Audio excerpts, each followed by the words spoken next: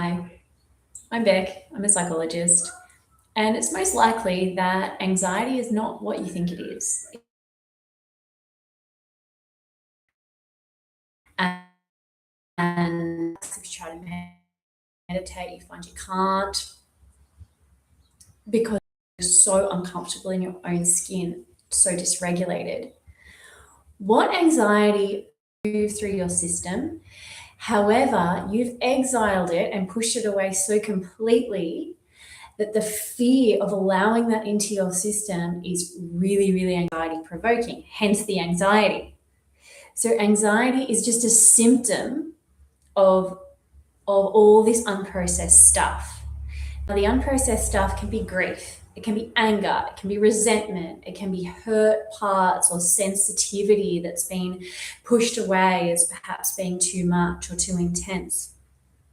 It can be fear. Most likely is it's a combination of all of them. And what happens is that we feel so overwhelmed, and most likely that when these emotions first came on us, whether it was through a traumatic event or just through life experience, interactions with parents and the school system, a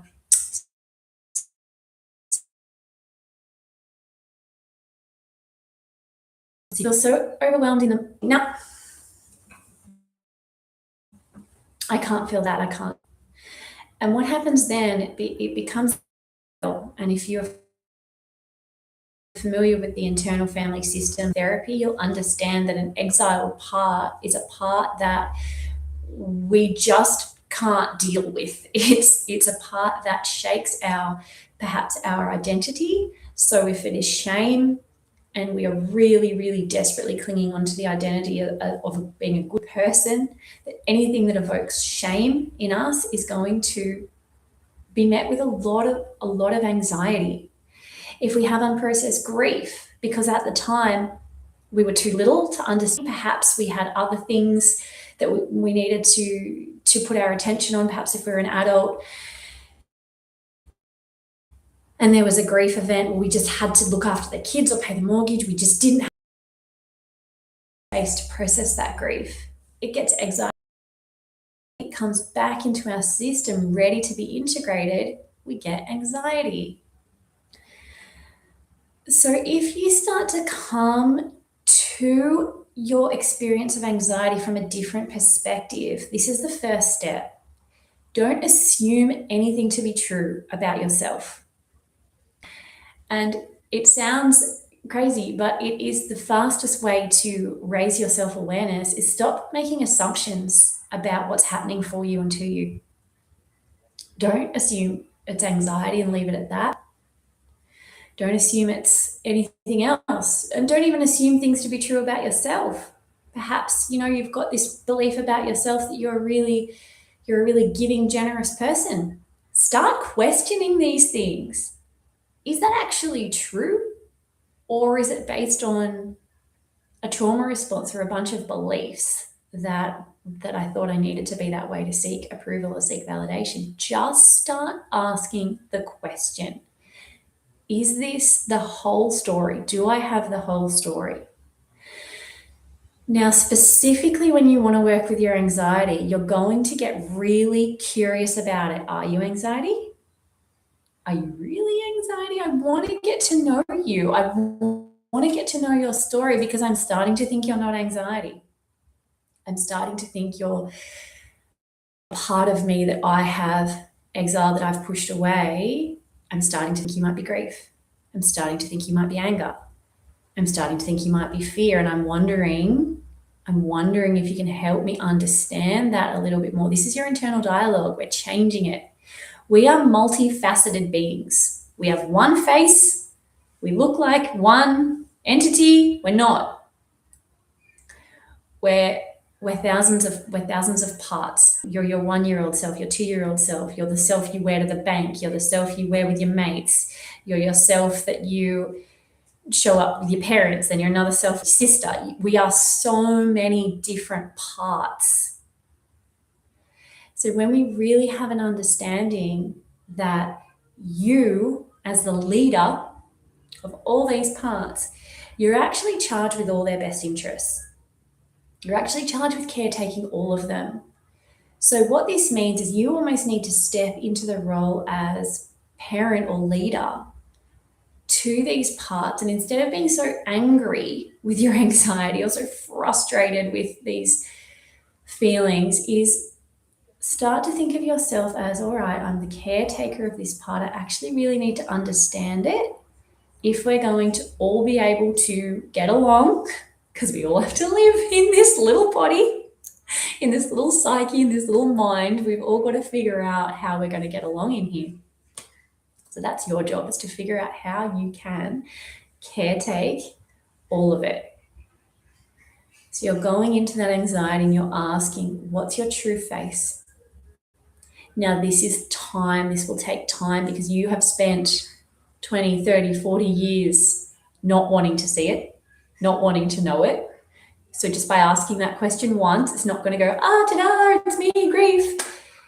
It's going to try to keep your psyche safe by just like a little hole on the top of the pressure cooker. You know how it's got the little hole just to let a little bit of the steam out at a time? This is going to be your relationship with getting to know these parts that are under the surface of your anxiety. It's going to be a long game, and it's going to start with an intention of understanding it's not what it seems, and it's actually truly something else. Now, what it is almost irrelevant. You don't have to actually identify whether it's grief, anger, resentment, fear. It's likely all of them together. You are going to have to feel the pain of that part for it to be able to be completely understood. Now, that would be like taking the lid off the pressure cooker and burning your face. It's not a good idea. Don't do it all at once. Don't just take the lid off and be burnt in the face by doing that. It is much more beneficial to understand that this is a slow process of slowly releasing that built up grief, that built up emotion that has been stored somatically in your body for probably a really long time. So the first step is asking that question.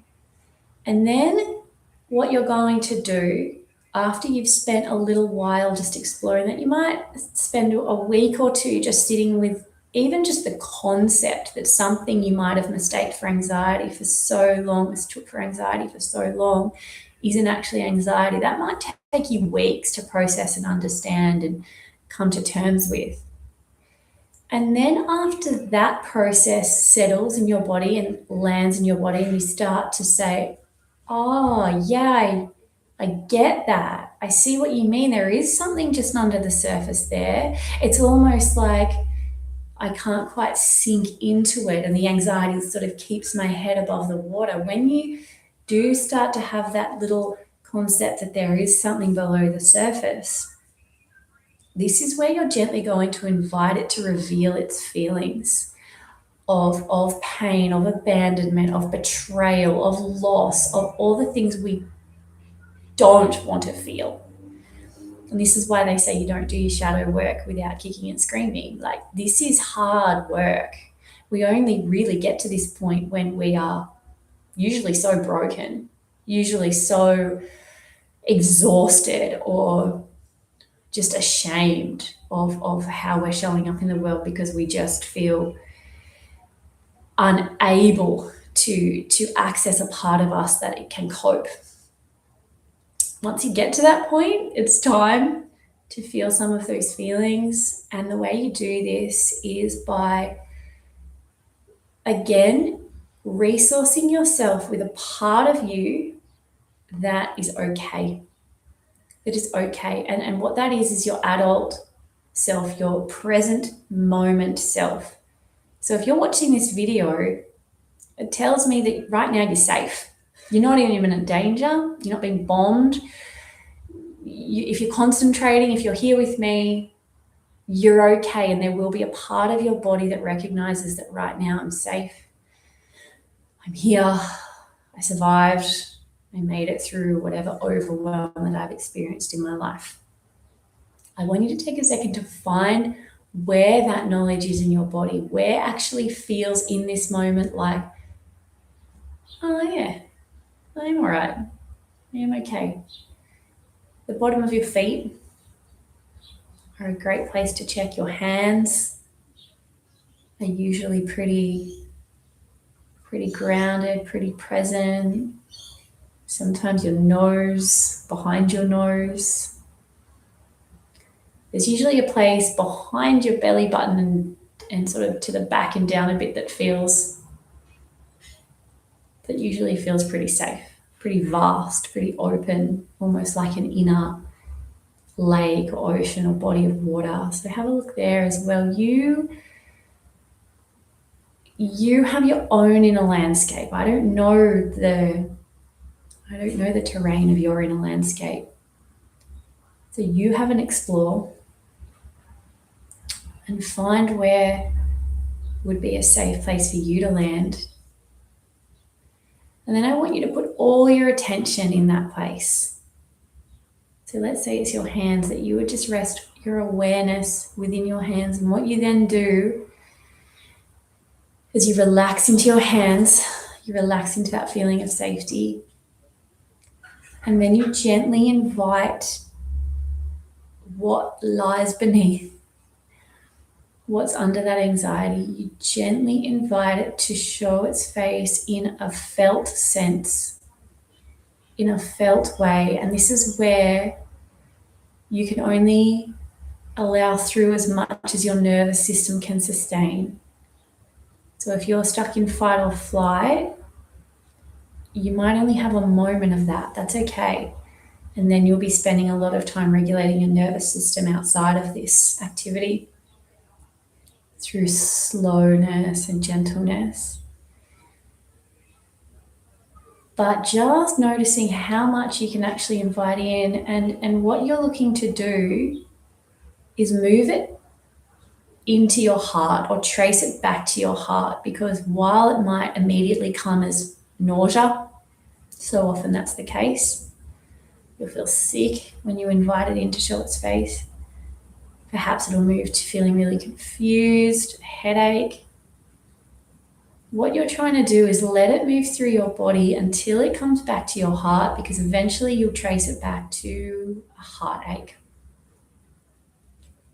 It will feel like grief in your heart, and what that actually is a moving closer, a returning home, a welcoming back in parts of yourself that you've been pushing away. So when these parts that you've pushed away for so long, these parts that feel fearful, they feel lost, they feel grief, when they're actually invited back in, it's like a homecoming where someone's been missing for years and they finally emerged from the bush and the whole family's crying and sobbing and, oh, you're back. That's the grief. So it's not just the grief that you couldn't feel then, it's also the grief of having been pushing parts of yourself away for so long. And the pain of that internally is I think the root of human suffering. Pushing our own selves away, resisting our own selves. So as you start to welcome in those parts very slowly, very gently, this is over a process of months and months, your anxiety will start to ease, because what that anxiety is learning is, oh, I'm not going to keep beating myself up. I'm not going to keep pushing away parts that are desperately trying to come home. You'll start to feel an internal softness and internal spaciousness as you change your relationship with these aspects of yourself. The anxiety is just a symptom of what's happening internally, of all the exhaustion of trying to keep all these parts away and not feel some of these feelings. So that's a couple of simple reframes that you can work with around that curiosity about anxiety, and inviting it to show its true face. And then as you make that invitation to find the place in your body that as it comes in with its pain and intensity, you're resting in your hands, so you're not going to be overwhelmed by it. And lastly, the other little exercise that you can do is everything we need to process and reclaim these aspects of ourselves are hidden in plain sight. We've got access to everything we need. We just can't see the woods for the trees. We've got our breath. We've got our dreams. These are just basic. We all have them. We don't think twice about them, yet they are everything. And the other little secret is the sleep process and falling asleep. Now, falling asleep is almost a surrender into also our subconscious. So it's like a mini death, and it's in that preparation for making that transition of consciousness. When we finally do make that final transition of consciousness, aka death, that we've been always practicing our whole lives of how to do that gracefully. Now, the way to work with that resistance to sleep is to understand that there is subconscious resistance. There is resistance because of all that stuff I've talked about, all those exiled parts. They're waiting for you as you fall asleep, and your psyche knows it. This is where we can wake up with a lot of like an adrenaline rush, or we're sort of that jerky push-pull as we slip into sleep. That's that almost a tangible relationship with what's happening internally between these two aspects of ourselves, the part that's trying to resist it, the part that's trying to come up, and we're in this jagged experience of sleep. So this becomes a wonderful period of time to get really curious and start to really dedicate that moment of going to bed and falling asleep to curiosity. Heaps of curiosity. All right, there's so much resistance to slipping into these altered states of consciousness where I might be faced with some of this subconscious unprocessed emotion. The simplest way to work with this is relax your hands, relax your jaw, relax your body, open your shoulders. Don't go to sleep all hunched up and resistant. See if you can, and what you'll do is over the hour perhaps that it's taking you, or hours that it's taking you to fall asleep, is every time you wake up in that jerky sort of resistant fright, again, we relax, we go, you're safe, and I'm learning to be really curious about the pain that is under that resistance. The difficulty to slip into sleep is the difficulty to allow those emotions to come and be processed through us. What wants to move through us is openness and peace and love and beautiful things, but while all that stuff's in the way, it's like a plunger. It's going to keep coming up until it's clear. Until it's clear enough to then have all that beautiful release and relaxation be able to flow through you. So again, open everything. Open the jaw, throat, chest, hands, moving into sleep. And what you can do, because you're dancing between these two states of resistance and relaxation, is just some bilateral tapping. So what we're doing is we're just connecting those hemispheres. We're just dancing with that duality of resistance and relaxation. If you've got headphones, you can put the binaural or bilateral beats on and fall asleep with some music dedicated to that, the crossing of those hemispheres, because we're really wanting to understand that this duality, it will find a balance. You will come back to that still point, that center point, but we have to clear out the caches of all the unprocessed emotions before we can rest in that still point without being dragged into that subconscious stuff that is really, really just asking to be felt.